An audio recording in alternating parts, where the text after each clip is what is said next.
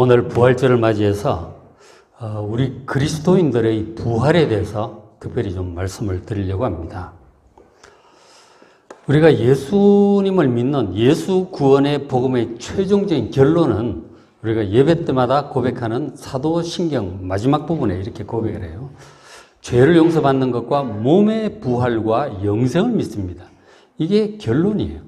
그러니까 예수를 믿음으로 우리가 죄를 용서받고 결국 나중 예수님 다시 오실 때 우리 몸이 부활할 것이고 그리고 영생하게 될 것임을 믿는다고 하는 고백이 기독교 신앙의 최종적인 결론이고 목표입니다. 복음서의 마지막 장들이 예수님의 부활 사건을 자세히 기록을 했다면 오늘 함께 볼 고린도전서 15장은 우리 그리스도인들이 장차 맞이하게 될 이 부활과 영생에 대해서 말씀을 해주고 있습니다. 고린도전서 15장 3절에 먼저 이제 사도 바울이 얘기를 하는 거죠. 그리스도께서 우리 죄를 위하여 죽으셨는데 그러나 장사 지낸 바 되었다. 장사 지냈다고 하는 것은 기절이나 이런 것이 아니고 완전히 돌아가셨다는 얘기예요. 장례식을 치렀다는 얘기죠. 그리고 3일이 지나간 거죠. 3일째 다시 살아나셨다고 말씀을 해요. 그러니까 이제 우리가 그리스도인의 부활을 말하기 전에 그 부활의 근거가 되고 첫 열매가 되는 예수님의 부활을 먼저 확실하게 해야 됩니다. 예수님께서 진짜로 죽었다가 비참하게 죽으셨다가 다시 살아나셨다는 사실을 믿으시기 바랍니다. 예수님께서 부활하신 것을 우리가 어떻게 알 수 있을까요? 그것은 부활한 예수님을 만난 사람들, 그들의 목격을 통해서, 목격담을 통해서 결국 알 수 있습니다. 그래서 예수님께서 부활한 그 목격 사건에 대해서는 사복음서에 자세히 기록을 하고 있는데 사도 바울은 지금 말을 하기를 5절에 게바에게 먼저 보이셨다. 게바는 바위라는 뜻의 이 베드로를 가리키고 있습니다. 게바는 히브리식 이름이고 베드로는 헬라식 이름이거든. 베드로 페트라, 이거는 반석을 얘기하는 거예요. 게바에게 보이시고 그 후에 12제자에게 한꺼번에 모여있을 때 나타나셨어요. 그리고 그 후에 500여 형제에게 일시에 보이셨다고 말씀을 해요. 그러니까 한두 명한테 비밀리에 환상 비슷하게 나타난 것이 아니고 제자들에게 나타났을 때도 손에 못 찔린 자리, 옆구리 창자국 만져보라고 막 그러시잖아요. 손에 구멍이 굉장히 크게 뚫린 거죠. 만져보라고 하셨던 거죠. 그리고 제자들이 긴가민가 하니까 물고기 구운 거 떡하고 가져오고 식사도 막 하고 이제 그러신 거거든요. 부활했다고 하는 것을 직접 보여주셨던 것이죠. 그러다가 한 번은 500명이 있는데 한꺼번에 모여있는 곳에서 부활하신 예수께 나타나셨던 것이죠. 그래서 500의 형제에게 일시에 보이신 때가 언제일까에 대해서는 다른 이제 기록이 확실히 나오질 않는데, 근데 성경 전체적인 이제 흐름과 초대교회 이제 전성에 의하면은 예수님께서 승천하실 때, 감람산에서 승천하실 때, 그때 500여 명이 부활하신 예수를 목격을 하고 하늘로 올라가시는 것도 목격을 한 것으로 이제 그렇게 봅니다. 그래서 500여 명이 보고 이제 내려와서 이제 기도도 하고 그랬겠죠. 마가의 다락방에서 기도도 하고 그렇게 했는데 열흘 동안 그렇게 끝까지 기도에 참여한 사람이 한 120명쯤 되었던 것 같고 그들이 오순절날 성령을 받은 거죠. 성령 충만을 받아서 복음을 전하기 시작했던 것입니다. 그래서 어쨌든 500여 명이 예수님의 부활을 직접 목격을 했다는 거죠. 그 사도 바울이 말하기를 그 중에 지금까지 대다수가 살아있대요. 지금이라고 하는 것은 사도 바울이 고린도 전서를 쓸 그 무렵 예수님 그 죽음과 부활 이후로 한 25년 정도 경과한대요. 서기 한 55년에서 57년 정도로 보니까 25년 정도 경과했을 때까지 500여 명의 대다수는 살아있었고 일부는 이제 죽었다고 합니다. 상당히 많은 증인들이 있는 거예요. 동시에 목격한 많은 증인들이 있었던 것입니다. 예수님의 부활은 확실한 거예요. 많은 사람들이 보았고 함께 보았던 그런 사건이었던 것이죠. 자, 그런데 이제 당시 이제 복음을 믿지 않는 많은 사람들이 죽은 사람이 다시 살아난다는 이 부활이란 있을 수 없는 것이다. 어떻게 사람이 죽으면 끝나는 거지. 죽은 사람이 살아난다는 부활, 그 자체는 말도 안 되는 것이다. 그런 얘기를 사방에서 하니까 고린도 교인들의 마음이 흔들리는 거죠. 그런가? 나도 죽은 사람 사는 거 못 봤는데, 못 봤죠. 예수님이 이제 첫 부활의 열매시니까. 그래서 고린도 교인들이 예수님의 부활에 대한 믿음이 흔들린다는 얘기를 듣고 사도 바울이 고린도전서를 쓰면서 이 15장에 부활에 관해서 굉장히 자세히 치밀하게 확증을 논증을 하는 거예요. 이 부활은 우리가 절대로 양보할 수 없는 내용이거든요. 복음의 핵심이란 말이에요. 굉장히 자세하게 얘기를 하게 된 것이죠. 근데 지금 이제 현대 서구 유럽이나 미국 같은 경우 기독교인들 중에 예수님의 부활을 믿는 사람이 기독교인들 중에 반도 안 돼요. 안 믿더라고. 전에 뭐 어떤 미국의 뭐 천국 갔다 온 아이, 4살짜리 애가 영화를 좀 봤더니 그 미국 교회 분위기가 나오더라고. 근데 안 믿는 거예요. 천국도 잘 안 믿는 거예요, 사람들이. 그러니까 천국이니 뭐 지옥이니 부활이니 이런 것들을 뭐랄까 사람들이 이제 서로 착하게 서로 사랑하고 착하게 살도록 격려하기 위한 어떤 시스템으로 생각하는 거예요. 안 믿더라고, 부활을. 천국, 지옥을 믿질 않더라고. 야, 참. 이 자유주의 신학이 원래 그렇습니다. 근데 이것이 이제 쫙 퍼진 거죠. 우리나라는 아직 그래도 성경대로 믿는 사람들이 많아요. 근데 안 믿는 사람들이 이제 점점 더 많아지고 있더라니까. 그 자유주의 신학에서는 예수님의 부활을 어떻게 생각하느냐 하면 예수의 그 정신, 서로 이웃을 사랑하고 섬기라고 하는 이 정신이 그리스도인들 마음에 살아있다. 그걸 예수님의 부활이라고 얘기를 한다는 거예요.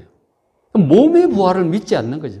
그러니까 우리가 이 사도신경에 분명히 고백하잖아요. 몸의 부활이라고. 몸의 부활과 영생을 믿는다고 고백을 하는 것이죠. 그리고 신약 성경 자체가 사복음서도 그렇고 이 고린도전서 15장도 그렇고 예수님이 실제로 죽었다가 부활하셨고 우리 그리스도인들도 장차 예수님 재림하실 때 부활할 것이라고 분명히 말씀을 하고 있는 것이거든요. 그리고 당연히 가장 믿음이 좋은 세대라고 할 수 있는 종교개혁자들 16세기, 17세기 유럽의 종교개혁자들 한 200여 년 동안 계속되었잖아요.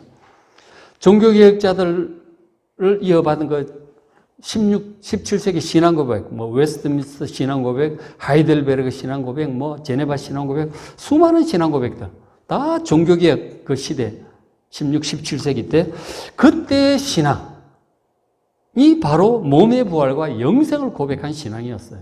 당연히 우리 장로교의 신앙고백도 그런 신앙고백을 가지고 있죠. 부활을 믿질 않는 거죠. 참 이것은 분명히 성경과 사도신경과 종교개혁자들의 신앙고백에 정면으로 배치되는 것입니다. 사람의 부활 자체를 믿지 않나. 부활이라는 있을 수 없다. 어떻게 죽은 사람이 살아나. 부활 자체를 믿지 않는다고 하는 것은 예수님의 부활도 믿지 않는 거예요. 예수님의 부활을 믿지 않는다는 것은 그런 사람은 예수의 복음을 제대로 믿는 것이 아니고 따라서 구원과는 거리가 먼 것입니다. 15장 12절에 그리스도께서 죽은 자 가운데 다시 살아나셨다 했고 그리고 전파되고 있는데 너희 중에 어떤 사람들은 어째 죽은 자 가운데 부활이 없다 하느냐. 부활 자체가 없다는 거죠. 13절에 만일 죽은 자의 부활이 없으면 그리스도도 다시 살아나지 않으셨겠지요. 부활이 없다면. 만일 그리스도께서 다시 살아나지 못하셨다면 너희 믿음도 헛것이다. 이 예수 신앙 전부 너희들이 믿는 신앙 전부 헛것이다. 뭐 예수 믿고 구원받는다든가 뭐 예수님 부활했다 우리도 부활한다든가 천국 영생 뭐 다 헛것이라는 거죠. 이 부활을 믿지 않는다고 하는 것은 그 신앙은 헛것이에요. 그런데도 예수 믿는다고 얘기를 하고 있는 거죠. 미국 교회들을 보니까 기가 막히죠. 사도부는 분명히 선포합니다. 그런 사람은 예수 복음을 제대로 믿는 것이 아니다. 헛것이다. 그런 믿음으로 무슨 구원을 받겠어요? 그러나 예수님께서 분명히 부활하셨습니다. 사도들이 목격하고 500여 형제가 일시에 목격했던 바로 그 예수님 분명히 부활하셨음을 믿으시기 바랍니다. 사도 바울이 말을 하죠. 15장 20절. 그러나 이제 이제 그리스도께서 죽은 자 가운데서 다시 살아나사 잠자는 자들의 첫 열매가 되셨도다고 선포합니다. 잠자는 자들이라고 하는 것은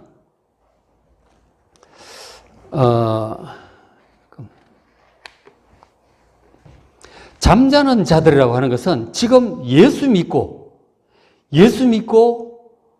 구원받은 영생을 얻은 성도들이 죽었죠. 그죠? 그리고 주님께서 말씀을 자는 것이라고 말씀하셨어요. 그 사람들은 말씀을 하는 것이죠. 그 사람들이 들의 첫 열매가 되셨다고 말씀을 하는 거예요. 그러니까 예수님의 부활은 혼자만의 부활이 아니라 예수 믿고 이 자는 자들도 다시 부활할 그 부활의 첫 열매가 되셨다고 말씀을 하시는 거예요. 모든 성도들이 결국은 부활하여 예수님과 함께 영원히 새하늘과 새 땅에서 왕으로 다스리며 살게 될 것이라고 하는 것이 신약 성경의 결론이에요. 요한복음 22장에 나오는 결론입니다. 그런데 사람들은 21절에 사망이 한 사람으로 말미암았으니 죽은 자의 부활도 한 사람으로 말미암는다. 22절 아담 안에서 모든 사람이 죽은 것 같이 그리스도 안에서 모든 사람이 삶을 얻을 것이라고 말씀을 합니다. 그러니까 사람들은 우린 전부 죽잖아요. 다 죽습니다. 주변의 모든 사람들이 죽어요. 우리도 죽겠죠. 그래서 사람들은 이 사망, 죽음이 너무나 익숙해져서 당연한 것으로 생각을 해요. 사람은 원래 죽는 거야. 그럼 당연지사로 생각합니다. 그런데 여러분 그 26절 한번 밑에 보시면 15장 26절에 맨 나중에 멸망받을 원수는 사망이니라 그러죠. 이 사망, 이 죽음이라고 하는 것은 멸망받을 원수라고 말씀을 하는 거예요. 이거는 없어져야 될 어떤 거예요. 사망, 죽음이라고 하는 것은 당연한 게 아니라니까요. 창세기에서 우리가 하나님께서 3장에서 말씀하신 대로 사람은 원래 죽지 않고 영원히 살도록 지음을 받았어요. 아담과 하와는 그렇게 지음을 받았단 말이에요. 그런데 이 죄로 인해서 사망 선고를 받은 거죠. 하나님의 명을 어기고 선악과에 손을 댄 거죠. 그래서 죽게 된 거라고요.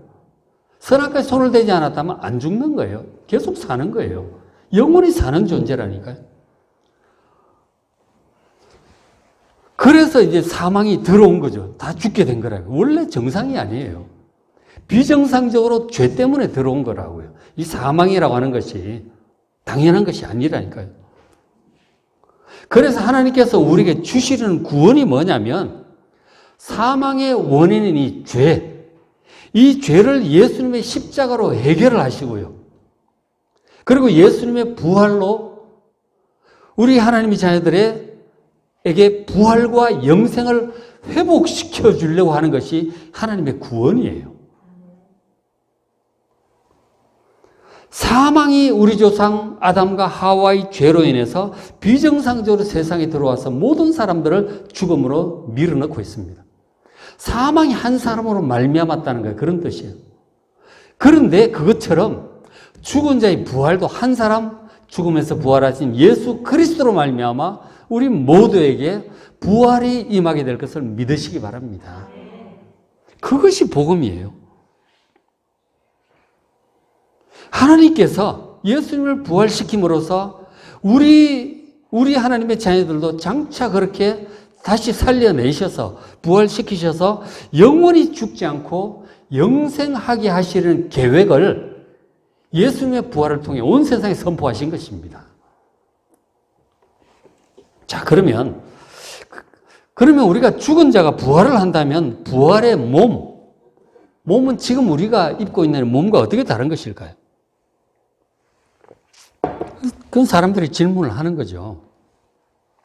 15장 35절은 누가 묻기를 사람들이 의문을 품죠. 죽은 자들이 어떻게 다시 살아나며 어떤 식으로 어떤 방식으로 살아나는가? 그리고 어떠한 몸을 입게 될 것인가? 그걸 이제 묻는 거죠. 자, 부활의 몸 장차 다시 살려주신다고 하는데 다시 살려주신다는 거예요. 그러면 그 몸은 지금 우리가 입고 있는 이 몸과 어떻게 다른 것일까요? 궁금하잖아요.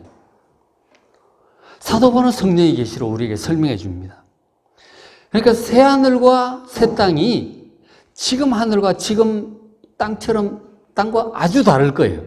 다른 것처럼 부활의 몸도 지금 우리의 몸과 아주 다른 것입니다. 그러니까 부활의 몸이 어떻게 다른지를 사도 바울이 고린도서 15장에 자세히 설명을 합니다. 15장 36절에 자, 어리석은 자야 하고 부활을 못 믿는 사람들이 이제 얘기를 하는 거죠. 네가 뿌리는 씨가 죽지 아니하면 살아나지 못하겠고 또 네가 뿌리는 것은 장래의 형체를 뿌리는 것이 아니요 다만 밀이나 다른 것의 알맹이 뿐이다. 그러나 하나님이 그 뜻대로 그에게 형체를 주시되 각 종자에게 씨앗에게 이 나중에 자라나면 그 형체를 주신다는 것이죠.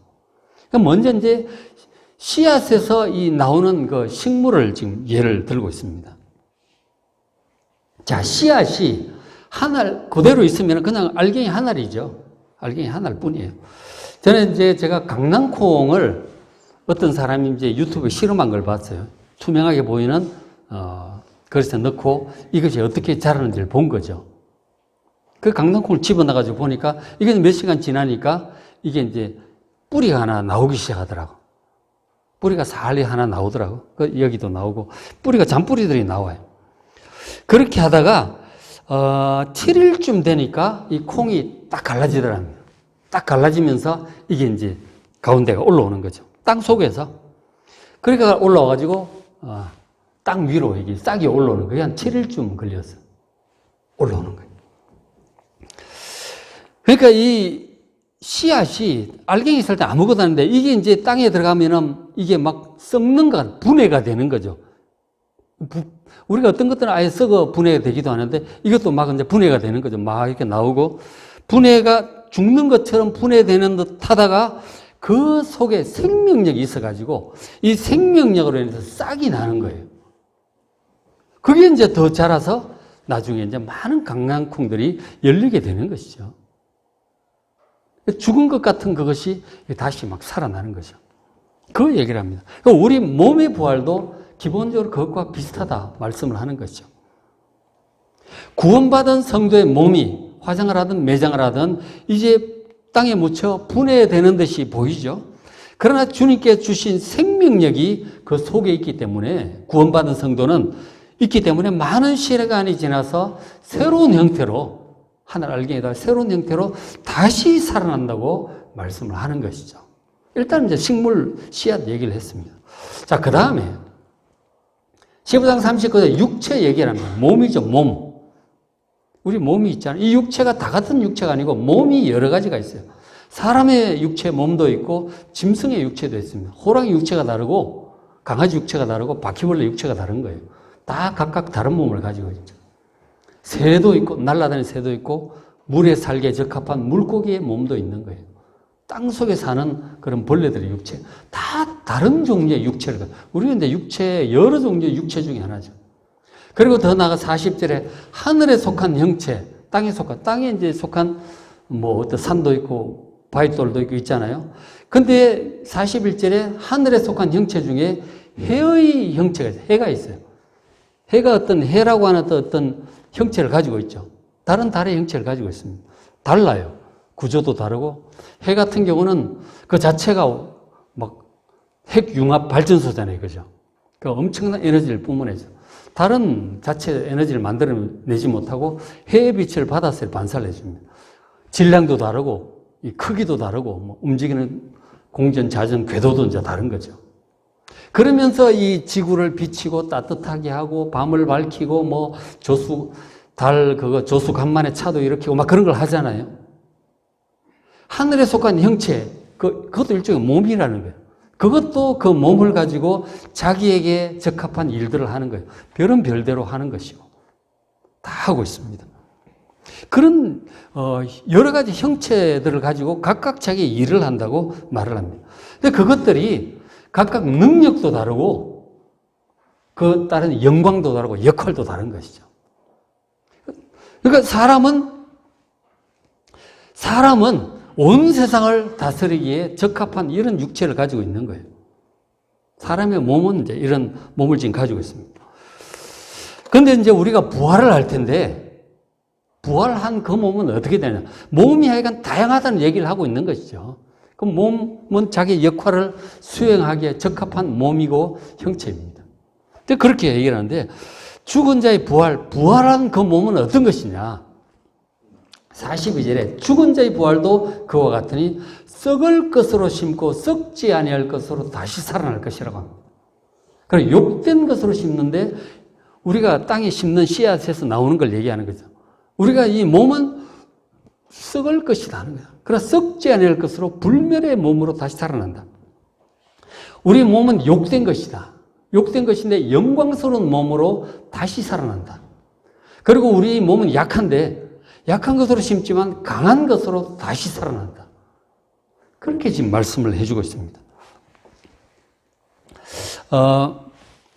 우리 몸이 이제 각종 질병에 시달리잖아요. 그죠? 병에 시달려요. 위장병도 있고, 두통도 있고, 디스크도 있고, 나이가 드신 분들 척추관 협착증 때문에도 고생도 하고, 하여간 이런저런 이제 고혈압 당뇨 고생들 많이 하죠. 질병에 시달리고, 그러면서 나이가 들면서 노쇠해 갑니다. 그러다가 이제 결국 죽고 썩어서 없어지는 거예요, 이 몸은. 썩을 것입니다, 우리 몸은.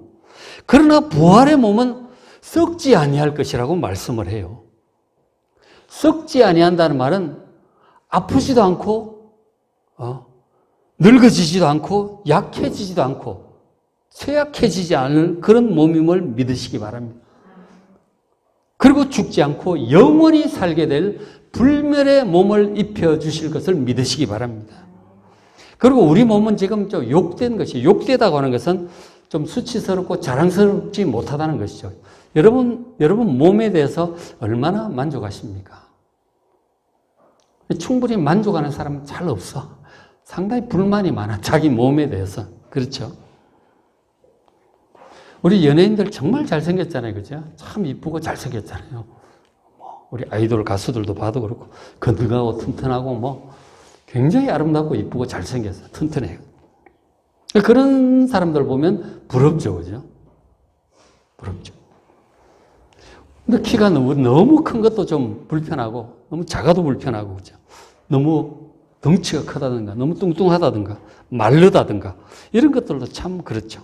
피부가 거칠다든지, 자기 얼굴이 마음에 들지 않는다든지, 자신의 외모, 자기의 몸에 불만들이 많아요. 그러나 장차 우리가 입게 될 부활의 몸은 정말 영광스러운 몸임을 믿으시기 바랍니다. 지금 이 땅에 있는 어떤 연예인들 못지않게 훨씬 아름답고 멋있는 몸을 가지게 될 줄로 믿습니다. 근데 딱 보면 누가 누군지는 알 거라고요. 연속성이 있어서, 개성이 있어서 누가 누군지는 알겠죠. 어쨌든 그 모습에서 가장 아름답고 가장 멋있는 모습이 될 줄로 믿습니다. 그렇게 돼요. 그리고 지금 우리의 몸은 좀 약해, 그죠? 약해요. 힘도 부족하고 피곤하고 종종 아프기도 하고 그렇죠. 그러나 우리가 장차 입게 될 부활의 몸은 아주 건강해서 아프지도 않고요. 피곤하다든지 힘이 부족하지 않을 것입니다. 잘 필요도 없어. 그건 밤도 없대요. 전혀 피곤하지 않은 거죠. 얼마든지 여러분 하고 싶은 것을 할 수 있게 될 것을 믿으시기 바랍니다. 그때는 보약도 필요 없고 건강식품도 필요 없어요. 병원도 필요 없고 충분히 힘이 있고 건강하게 될 것입니다. 자, 성도 여러분, 성령께서 지금 사도 바울을 통해서 가르치는 이 부활에 관한 말씀을 100% 그대로 믿으시기를 주의 이름으로 축원합니다. 얼마나 좋겠습니까? 자, 근데 여러분 성경을 보시면 하나님께서 하신 일들이 성경에 전부 기록되어 있잖아요. 하나님이 하신 일들, 하나님의 아들 예수님께서 하신 일들이 기록되어 있는데 우리가 상상하기 어려울 정도로 불가능한 일들을 많이 말씀하셨는데 그 일들은 전부 다 그대로 이루어졌습니다. 예를 들어서 이 사라 같은 경우 아이를 낳고 싶은데 낳지를 못했잖아요. 근데 그러다가 결국 나이가 90이 돼 생리도 다 끊어지고 더 이상 아이를 낳을 수 없는데 천사가 찾아오되 내년 이맘때 아들을 낳을 거라고 하더니 진짜 임신이 되고 아들을 낳은 거예요. 그리고 처녀 마리아에게 가브리엘 천사 찾아와서 하나님의 능력으로 아들을 낳게 될 것이니 이름을 예수로 하라 그랬잖아요. 처녀가 무슨 수로 아기를 낳아요? 그런데 아기가 들어서고 낳은 거죠. 그분이 예수님이십니다. 불가능한 일이 없다니까요. 그리고 죽은 나사로 4일이나 돼가지고 부패하기 시작해서 냄새가 막 나기 시작하는데 그 죽은 나사로도 살리셨다니까요. 마지막 날 우리도 하나님께서 반드시 다시 살리시고 부활의 몸을 입혀주실 것을 믿으시기 바랍니다. 자, 그런데 우리가 이렇게 부활의 몸, 새 몸을 반드시 입어야 될 이유가 있어요. 뭔 줄 아세요? 15장 50절에 형제들아 내가 이것을 말하노니 혈과 육은 이 몸이죠. 이 몸으로는 하나님의 나라를 이어받을 수 없다는 거예요. 하나님 나라에 살 수 없어요. 이 몸으로는. 그리고 또 썩는 것, 이 썩는 몸으로 썩지 아니하는 것, 새하늘과 새 땅, 그것은 모든 것이 썩지 않고 영원합니다. 그곳에서 이거 100년도 살기로는 이 몸으로 어떻게 살겠어요? 안 되는 거죠. 반드시 부활의 새 몸을 입어야 그곳에 살 수 있는 거예요. 분명하잖아요. 앞뒤가 딱딱 맞잖아요. 썩지 아니하는 그 하나님 나라 새하늘과 새 땅에서의 우리의 것들을 유업으로 받을 수 없다는 것이죠. 그래서 반드시 부활해야 되고 새 몸을 입어야 새하늘과 새 땅에서 영원히 살게 될 것을 믿으시기 바랍니다. 그럴 수밖에 없어요. 반드시 부활해야 돼요. 자, 그런데 이렇게 우리 하나님의 자녀들의 소망이 부활과 영생입니다. 소망이라고 할 때 부활과 영생, 새하늘과 새 땅을 말씀하는 거예요. 성경에 소망이라고 할 때 우리 이 땅에 소망 그러면 자기 소원이 이루어지는 것을 소망이라고 생각하는데 성경에서의 소망이라고 할 때는 바로 새하늘과 새 땅, 부활과 영생을 말하는 거예요. 정확히 그걸 말하는 거예요. 그래서 그것이 실제로 어떻게 이루어질까요? 실제로. 그래서 사도 바울이 그 얘기도 해주고 있습니다. 51절 보라 너에게 비밀을 말하노니 이 비밀은 바로 우리 마지막 이 구원이 완성될 그때에 대한 비밀, 주님께서 사도 바울에게 가르치신 비밀이에요. 이것을 얘기를 해주고 있는데 뭐냐면 마지막 때 예수님의 나팔소리가 울려 퍼질 그때, 나팔소리를 여러분 예수님 오시기 전에 죽는다면 예수님의 나팔소리를 듣게 될 거예요. 그때 깨어날 것입니다. 51절 우리가 다 잠잘 것이 아니요 이렇게 영원히 그렇게 자는 게 아니에요. 무덤 속에서. 그것이 아니고 마지막 나팔에 순식간에 호련히 다 변화될 것이라고 말씀을 합니다. 52절 나팔소리가 나면 예수님 재림하는 나팔소리예요. 나팔소리가 나면 먼저 죽은 자들이 썩지 아니할 것으로 다시 살아날 것입니다. 이 죽은 자들이라고 하는 것은 예수 믿고 구원받은 후에 죽은 모든 과거의 성도들이죠. 그들이 썩지 아니할 몸, 부활의 영광스러운 몸으로 다시 살아날 것입니다. 죽은 자들이 썩지 아니할 것으로 다시 살아나요. 그리고 우리의 역사가 흘러가다가 예수님 재림할 그때 살고 있던 마지막 세대가 있을 거 아니에요. 그게 언제인지 모르지만 정말로 자꾸 몇 년 얘기를 하지만 연도 얘기하는 건 전부 엉터리예요. 예수님도 연도를 모른다고 하셨는데 항상 깨어서 있다가 우리가 죽으면 천국 가서 기다리고 있다가 또 재림할 때 부활하면 되는 거고 그때 살아있으면은 또 우리도 이렇게 되겠죠. 그죠? 그때 마지막 세대에 살아있는 사람 얘기도 하고 있는데 그 51절 중간에 우리가 다 잠잘 것이 아니요 마지막 나팔에 순식간에 호련히 다 변화될 것이다. 그렇게 얘기를 하는 거예요. 순식간에 짧은 시간에 갑자기 변화될 것이라고 말씀하죠. 그때 마지막 세대에 살아있는 사람들이. 그래서 그 종교개혁자 칼빈은 저 부분을 이렇게 생각을 해요. 그때 살아있는 성도들의 변화는 마치 순식간에 죽음을 통과하듯이 옛몸이 죽고 부활의 새 몸으로 변화될 것이라고 그렇게 얘기를 합니다. 그러니까 죽음과 부활을 순식간에 겪게 될 것이라고 하는 것이죠.